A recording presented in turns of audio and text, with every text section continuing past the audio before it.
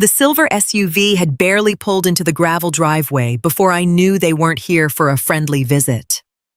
They were here because this land was now worth millions. 5 years ago, my son and daughter-in-law had dumped me here and never looked back.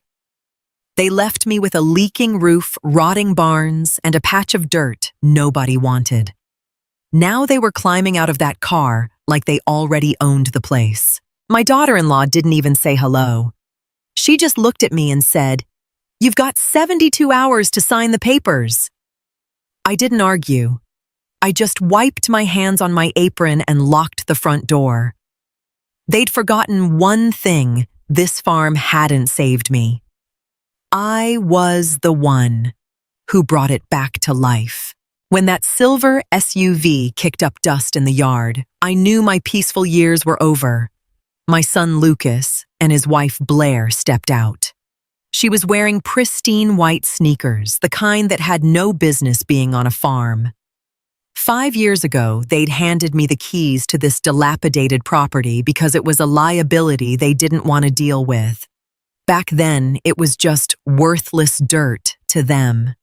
Now that I'd spent every waking hour turning it into a thriving event space and a lush lavender farm, they were suddenly back on my doorstep.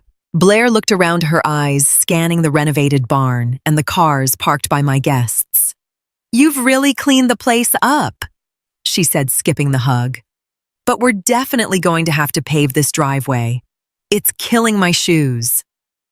I raised an eyebrow but kept my mouth shut.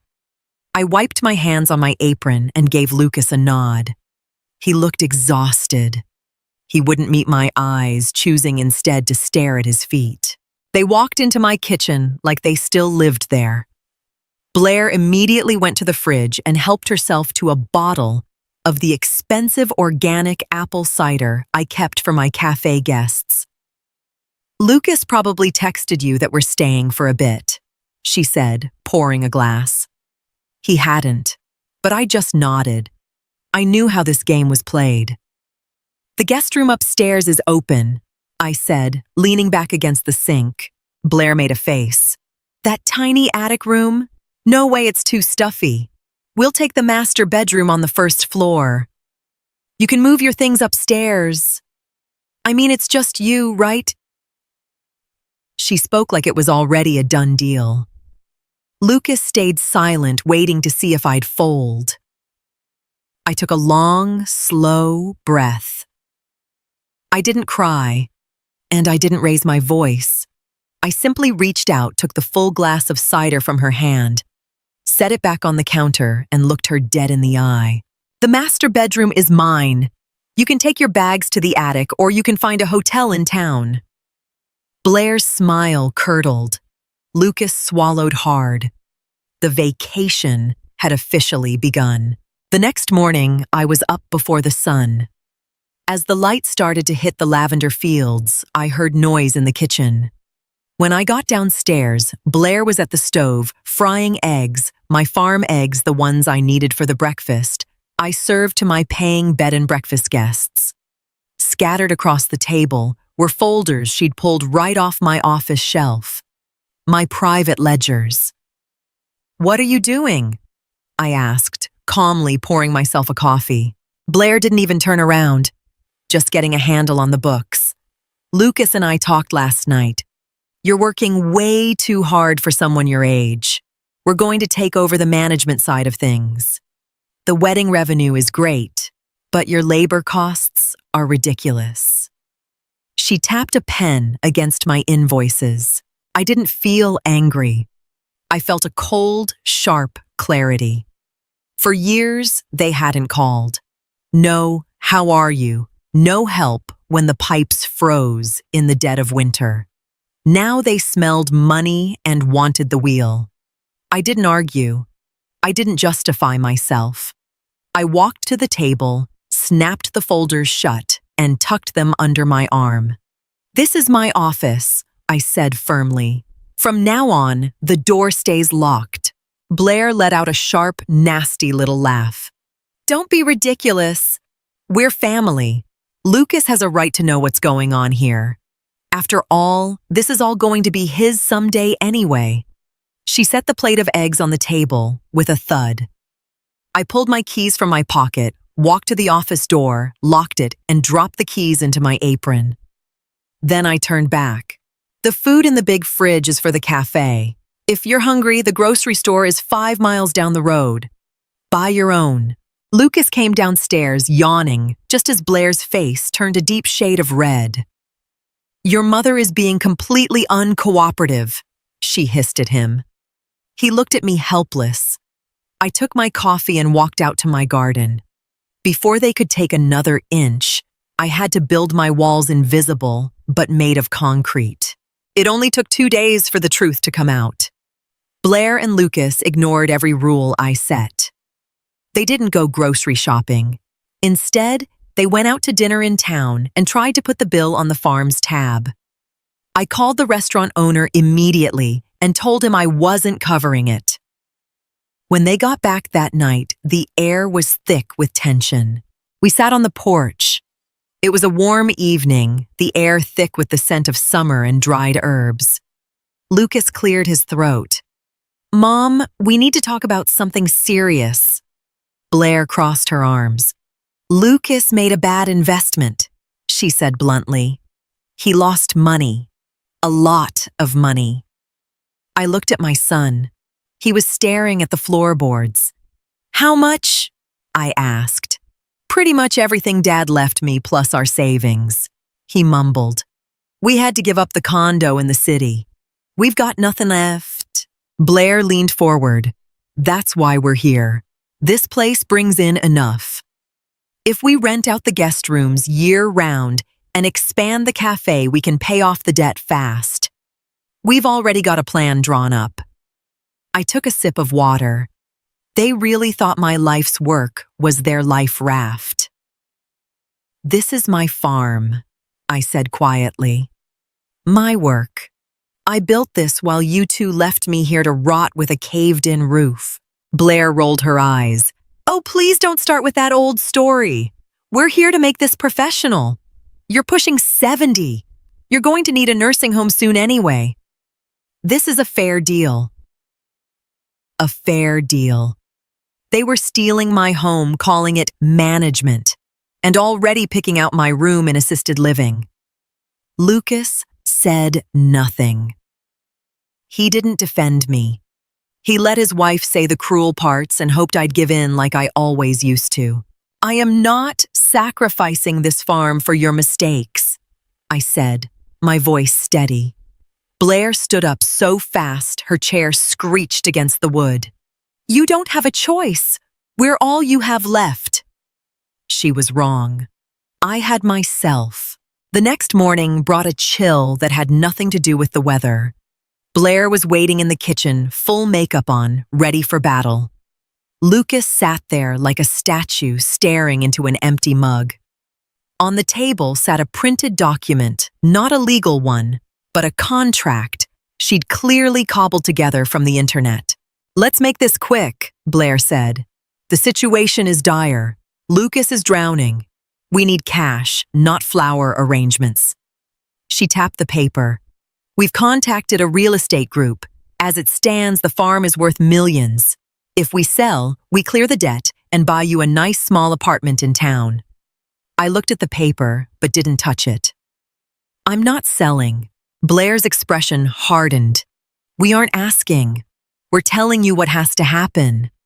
You have 72 hours to sign this so we can bring the realtor in. If you don't, we're leaving.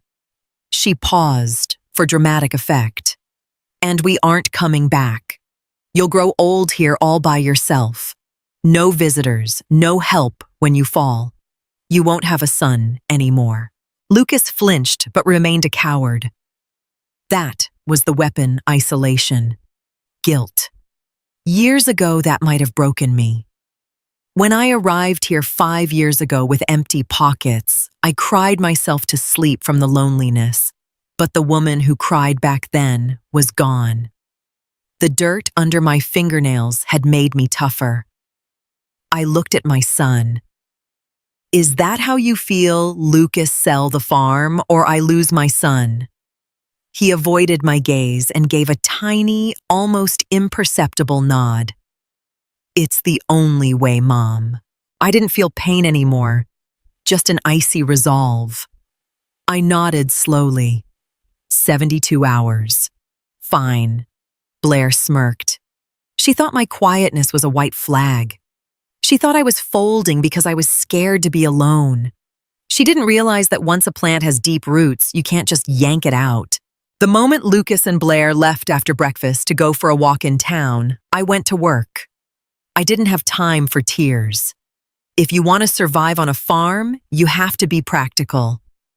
They expected a broken woman who would spend 3 days weeping before signing. Instead, I picked up the phone. First, I called a locksmith from the next town over. He agreed to come the following afternoon. Then I went to the hallway and gathered their expensive jackets and shoes. I didn't put them in their room. I took them out to the bunkhouse, a small, rustic cabin at the edge of the property. It was clean but Spartan. No luxury, just a bed, a dresser, and a tiny bathroom. It was a long walk from the main house. That afternoon, a supply delivery arrived for the cafe. When the driver unloaded the crates, I had him move the heavy stock directly into the reinforced pantry behind my office, a room only I had the key to. The days of Blair raiding my supplies were over. I took all the cash from the farm store register, counted it meticulously, and locked it in the floor safe. Then I went online and canceled the joint credit card I'd kept for Lucas for emergencies. A few clicks and the account was frozen. No words, no explanations, just facts. When they returned that evening, I was sitting on the porch peeling potatoes. Blair marched into the kitchen. A minute later, I heard her yell, "Where's the coffee? And why is the pantry empty?" I stood up and walked to the door. "I moved the supplies. Like I said, you're on your own for food." She snorted. 2 more days. Play your little games while you can. This will all be ours soon enough anyway." Lucas stood in the doorway looking drained. Deep down, he knew something was wrong. My silence was making him jumpy. He knew my loud anger, but this calm, absolute control was something he'd never seen. On the second day of the deadline, Blair got cocky. She invited some of her old friends from the city over. Without asking me, she'd told them they were taking over the farm and wanted to show off the event barn with coffee and cake. I only found out when 2 luxury SUVs pulled into my yard. 4 women climbed out laughing loudly in expensive sundresses. Blair rushed out to meet them, hugging them theatrically. "Welcome to our little country estate," she shouted across the yard. Lucas stayed in the shadows. I was in my vegetable garden, pulling weeds and watching the show. Blair led the group straight toward the big barn. I wiped my hands and followed at a distance. Blair reached for the heavy wooden doors and shoved. They didn't budge. She rattled the handle, but the heavy-duty padlock held firm. "What the?" she hissed. She turned and saw me approaching. "Open this door! I have guests!" I stopped a few feet away. The barn is for paying customers only. It's been cleaned and prepped for a wedding this weekend. Nobody goes in until then. Blair's friends looked down at their feet, embarrassed. "You're humiliating me!" Blair yelled. "We're taking over this place. Open it!" I shook my head. As long as my name is on the deed, I dan who walks through those doors. You're welcome to sit on the bench by the pond if you like. I turned my back and walked away. No debate. I heard Blair cursing behind me, but she was powerless. She didn't have a key, and she had no authority. Half an hour later, the SUVs went flying back down the driveway. Blair stormed into the house. Lucas came out to find me in the garden a few minutes later. "Did you have to embarrass her like that?" he asked quietly. "You could have just let her have that one thing." I looked up at him. "Respect is earned, Lucas. It isn't something you demand." The afternoon of the second day brought the biggest shift. While Blair locked herself in the attic and Lucas moped on the porch, a white locksmith van pulled up. The locksmith was a guy I'd known for years. I greeted him and told him to get started. Lucas stood up. "What's he doing here?" I looked at him. "He's changing the locks. Front door, back door, and the office." Lucas blinked, confused. "Why we have our keys?" "Exactly." When the locksmith was done, I paid him in cash. Then I grabbed the 2 suitcases I'd packed earlier from their room and set them outside the door of the bunkhouse cabin. I went back to the main house and locked the heavy new front door from the inside. 10 minutes later, Blair was pounding on the wood. I opened a ground floor window. She was standing there, face purple with rage. "My key won't work." "What is this?" "Let us in." I leaned against the window frame. "Your bags are at the cabin by the woods. You can stay there for the remainder of your 72 hours. "That's illegal. You can't just kick us out," she screamed. Lucas stepped up beside her, looking completely lost. "Mom, please, just open the door. You're guests, not tenants," I said, matter-of-factly. "And guests who don't respect boundaries don't sleep under my roof. The cabin is open. It has electricity and a bed.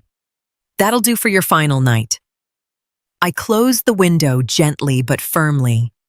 I heard Blair screaming for a while, but I didn't listen. I made a cup of tea and enjoyed the silence of my kitchen. For the first time in days, the house felt like mine again. I was back in charge. The next morning at exactly 10 o'clock, there was a knock at the door. The 72 hours were up. I'd already finished my coffee, swept the porch, and cut fresh flowers for the cafe. I felt strong. I opened the door, stepped out onto the porch, and locked it behind me. Lucas and Blair were standing on the steps. Blair looked like she'd survived a war.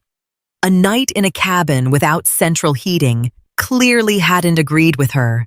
Still, she held that crumpled contract in her hand, trying to look like she held the cards. "Time's up," she said sharply. "We want your signature. You've seen we're serious. Sign this, or we leave right now, and you are officially on your own for the rest of your life." Lucas looked at me, pleading. "Mom, don't make this hard. It's for the best." I took the paper from Blair's hand. I didn't even read it. I folded it once, then again, and tucked it into my apron pocket. Then I pulled a different piece of paper out and handed it to Lucas. He took it hesitantly. "What's this?" he asked. "The bill for your stay," I said. 3 nights. 2 in the main house, 1 in the cabin, plus the food and utilities you used. I gave you the family discount. It's exactly $420. Blair stared at me like I'd grown a second head. "You're charging us for visiting your own mother. You've completely lost your mind." "I'm a business owner," I corrected her softly. "That's what you've been trying to tell me for 3 days, isn't it? You used my time, my energy, and my resources. This is a business. And people who stay here pay." The words hit home. The mask of control finally fell off Blair's face. Blair lost it. She crumpled my bill and threw it at my feet. "You heartless bitch! Your own son is going bankrupt and you're handing him a hotel bill. We're done, we're leaving, and you'll be begging us to come back when you're rotting here alone." She turned on her heel and stomped off toward the cabin to grab their bags. Lucas stayed behind. He looked down at the crumpled paper in the dirt. For the first time since they'd arrived, he didn't look like a smug city guy looking down on me. He looked like a lost little boy. His shoulders slumped. "Mom," his voice cracked. "Do you really have nothing left for me? Not even a little bit of sympathy?" I looked at him. My heart ached because he was still my son. But I couldn't be soft. If I gave in now, they'd spend the rest of my life draining me dry.